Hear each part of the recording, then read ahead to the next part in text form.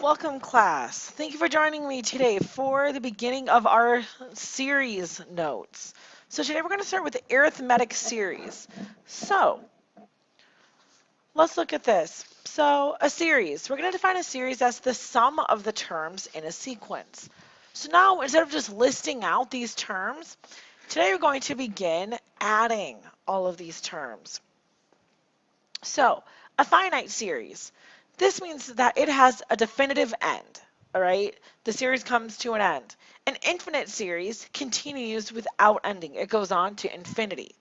Now, for arithmetic sequences, there's nothing we can do with infinite series. So we're not going to consider that until our geometric series notes. But do know that there are two different types, finite and infinite. So arithmetic series, again, just the sum of the terms of a finite arithmetic sequence. So, to find the sum of a finite arithmetic series, we have another formula to know. Now, again, you can call them yourself because you're not going to have these memorized. You are going to be giving these on the test. However, they will not be labeled. So you'll have to be able to recognize which one to use, but they will be given to you. So steps to finding the sum of a finite arithmetic series. So our first step is to identify the first term, the last term, and D, that common difference. Okay, so that's our first step. Second step, we're going to have to plug that into its explicit formula because we're going to need to know n. We're going to need to know how many terms are there.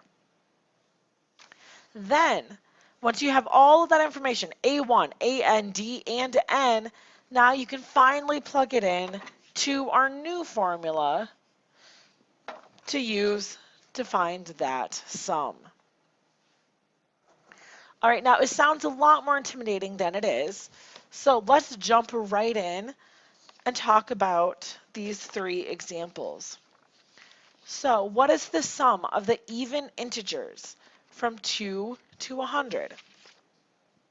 All right, so the even integers from 2 to 100. So we're going to be talking about 2, 4, 6, 8, so on and so forth, all the way up to 100.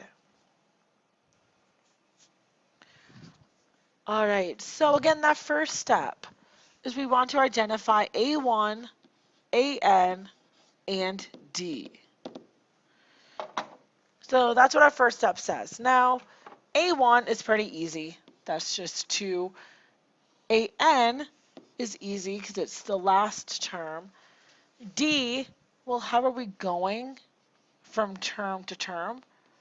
Hopefully you can see by talking about the even integers, we're adding 2 every time.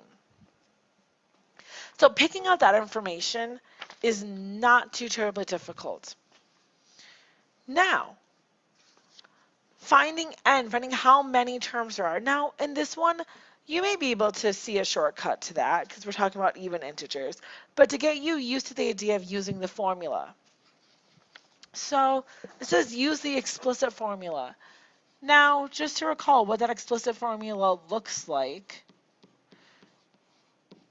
this is the explicit formula when we're talking about arithmetic sequences, okay? So that's where we plug this in. We need to find n, how many terms there are. So we find the number of terms in this sequence. So an is 100, a1 is 2, we're looking for n. Oh, I'm sorry. Then we have d. D is going to be 2.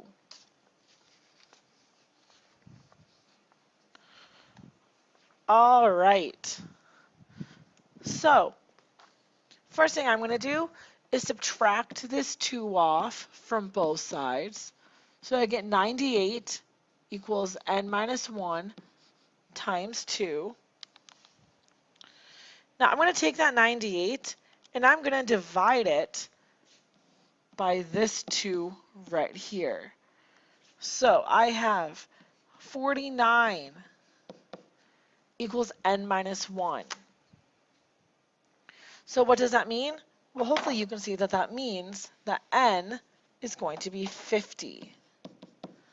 Now again, common sense may have told you that already, but I wanted to show you the structure of how to use a formula to get that n.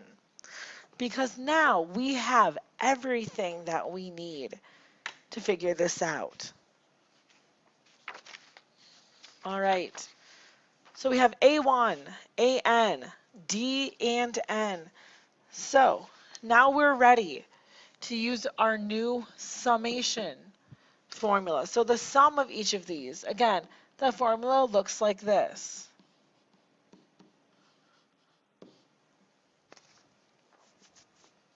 All right, so let's plug everything in. So n is 50,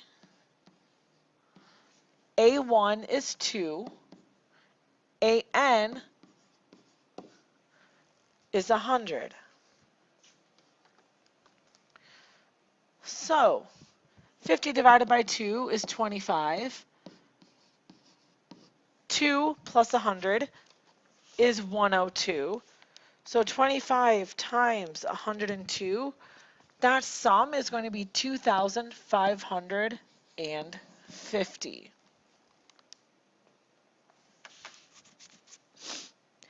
And again, don't panic. Every one of these formulas will be given to you for the test.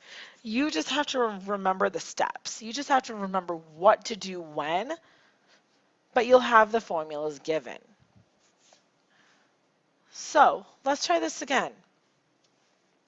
What is the sum of the finite arithmetic sequence 4 plus 9 plus 14 plus 19 plus 99?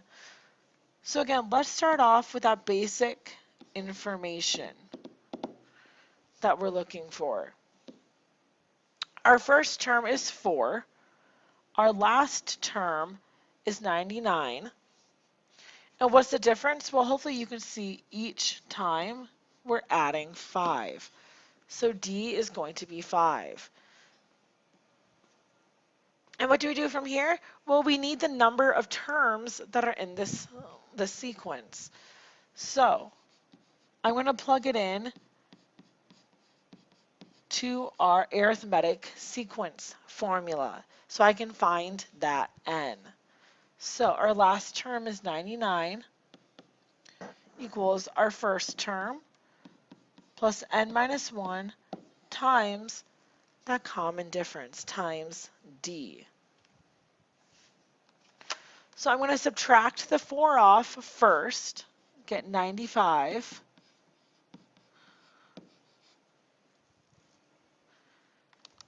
Now I'm going to divide both sides by 5.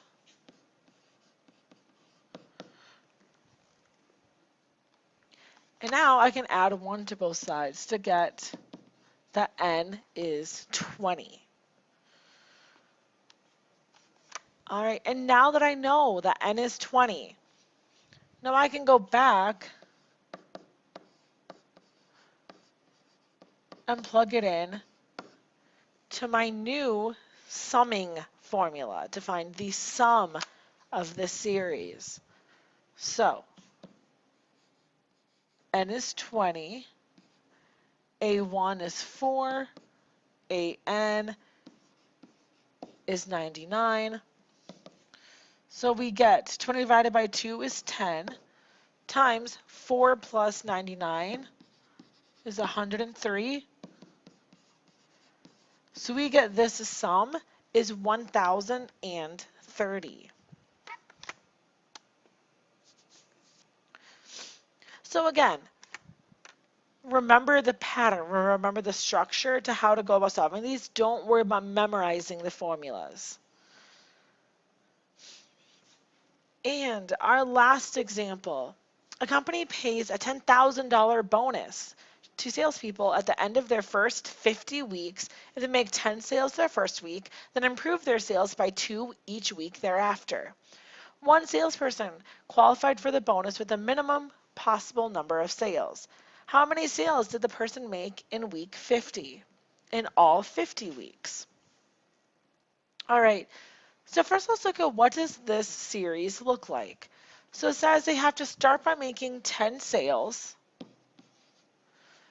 and then each week improve by 2. So that means the next week they had to make 12. Next week they had to make 14, 16, so on and so forth until that last week. Now, this one is a little bit different compared to what we've been doing. Now, let me show you what I mean by that. So, we've always said find A1, AN, and D.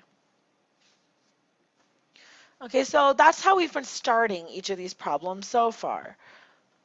First term being 10. What are we doing? Well, we're adding 2 every time.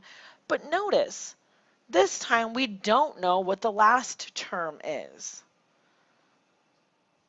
Okay, so we don't know what that AN value is. Instead, we're given something different. Instead, right away, we're given the fact that we're talking about 50 weeks. So the series is going to be 50 terms long.